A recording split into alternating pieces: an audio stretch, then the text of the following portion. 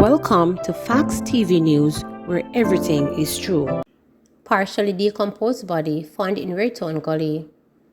The partially decomposed body of a man was yesterday afternoon found in a gully beside the fishing village in Raytown in Kingston. A resident stumbled upon the body shortly after midday and summoned the police. According to residents, a police search team visited the location on Wednesday after being informed that a body was spotted floating down the gully towards the sea. The search did not unearth anything. The gully is heavily polluted with debris. Donnelly's uncle angered at court's decision to grant Maitland a bail hearing. Neil Long, the uncle of Donnelly Donaldson, could hardly hide his anger as he lashed out at the justice system for granting murder-accused cop Noel Maitland a bail hearing. Maitland, who appeared before a judge at the Kingston and St. Andrew Parish Court yesterday to answer to the murder charge against him in connection to Donnelly's disappearance, was given an August 22nd date to make another appearance. At that time, Christopher Towson, the attorney representing Maitland, will be applying for the constable to be granted bail. I now put up with the corruption and we are going. As me not find my niece yet. Me not find my niece yet. And in my talk. In my talk. You hear me? Please, take off. See how I feel right now, I can't talk. I just got me having on me right now. I'm telling them, yo, what you say? I don't find my niece. I don't know my niece there. I tell you, I make you know straight. At the media house, make you know I come to court yesterday. We're not getting a call from no police, nobody. When them charging them, come on my yard. Superintendent Nesbitt come on my yard. Come tell me, say them charge him. And how I feel. And I'm come to court. And nobody no contact with. I say in the hospital and I'm here stand. And nobody no contact me. Nobody at the media house make we know say I go to court. And if come to court without no representative of Donnelly. And them grant him bail hearing mad. Remember me tell you, Jamaica.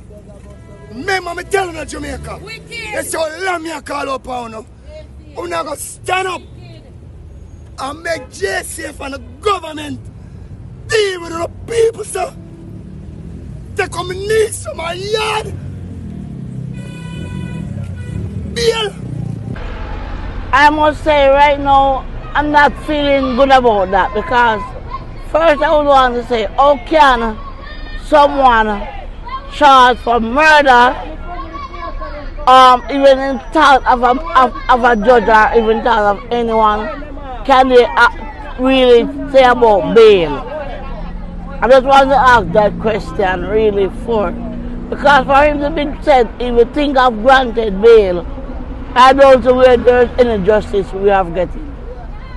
Neither from the family nor the entire public who have lost their loved one like I have lost my loved one, my niece. So therefore, I'm not feeling well about that. St. Anne 2 bus collision death toll rises to 5.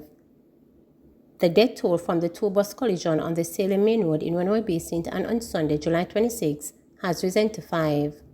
Another person who was hospitalized at the St. Anne's Bay Regional Hospital succumbed to their injuries on Sunday.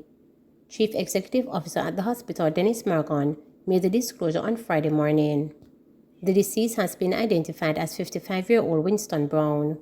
Of the 18 patients, 10 were discharged. Another one died, a 55-year-old gentleman, on August 7. So this brings the total number of persons who have died to 5, Morgan said, in that only 7 of the over 18 persons who were initially hospitalized remain in hospital.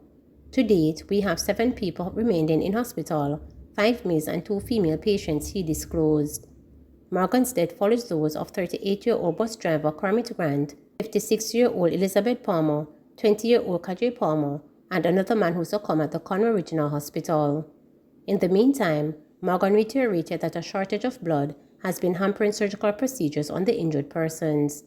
He made this statement while highlighting that the hospital in recent weeks has also been experiencing an increase in the backlog of surgeries outside of the ones from the accident.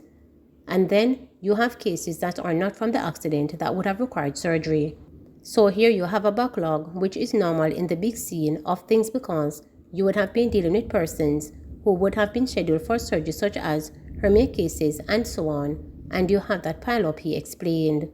However, in assuring that his team has been getting the job done, he sought to clarify that the recent backlog is not only overdue to the recent accidents in the parish, but a spillover of surgeries that had to be postponed on the peak of the COVID-19 pandemic. Prime Minister Holness stated, "Crime fighting requires consensus. Our society has come a far way, but we have yet a long way to go.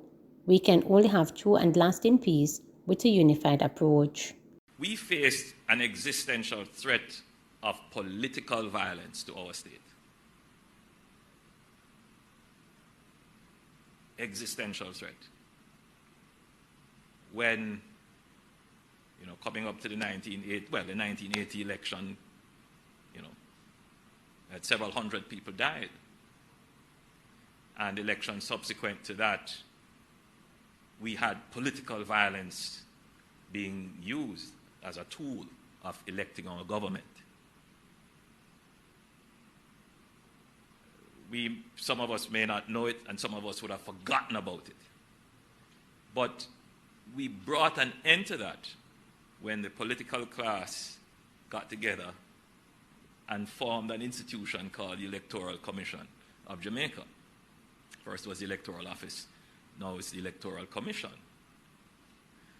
And it has had a powerful impact. So today, as I pointed out, and I noticed that Peter Bunting was laughing when I said, one seat separated us and, seamless transition, no issues. We should be very proud of that. We exercised agency and leadership to deal with an existential problem. Now, just reflect for a moment. How many other countries in this region and worldwide has this problem of political violence and how they are struggling to come to grips with it? We have come to grips with it. So I'm saying this to say that the challenge of the use of violence in our society is a huge one, but it is one that we can overcome. If, as a society, the leadership of the society is willing to come to consensus on addressing it. Prime Minister Andrew Holness stated, "It breaks my heart to see citizens in conflict with the security forces. At the core of the problem is the issue of respect in the relationship between citizens and law enforcement officers." Really grates me. It just hurt my heart when I see the citizens and the security forces in conflict, particularly when our women get into conflict with the security forces. And I've been talking with the commissioner about this as to how we can educate our public to have a different kind of interaction with the police. I was recently in Central Kingston, and a young lady pointed out, that the police, they're not treated with respect. And that's the core of the problem. That is the core of the problem. It's a respect issue. Not only is it that the police, may come up to them and say, "Girl, go over there, sir." But it is also the fact that the citizens hurl expletives wantonly at the police and harass them when they are doing their jobs. Now, the professionals ought to be able, and it's a professional force, to filter that out and continue to do their jobs. But you'll never be able to always take the security forces out of the context of the society. And so it is important that we treat with this issue of aggression around the use of authority. Correctional centers being assessed, Mean says. Minister of State in the Ministry of National Security, Xavier Mean, says recent visits to correctional centers in several parishes are aimed at making proper assessments of their current condition. In a release on Thursday, Mean said the latest visit to the Newborough Sunset Adult Correctional Centre, Manchester, and the Diamond Crest Facility, St. Elizabeth, on Wednesday, August 10, were carried out by Permanent Secretary Courtney Williams, Commissioner of Corrections, Lieutenant Colonel retired Gary Rowe, to assess the facilities and to discuss future renovation plans. These tours are important as they do give us an opportunity firsthand to look at the state of affairs. It's not only about the conditions under which inmates are held, but also the conditions under which the staff must work, Main said.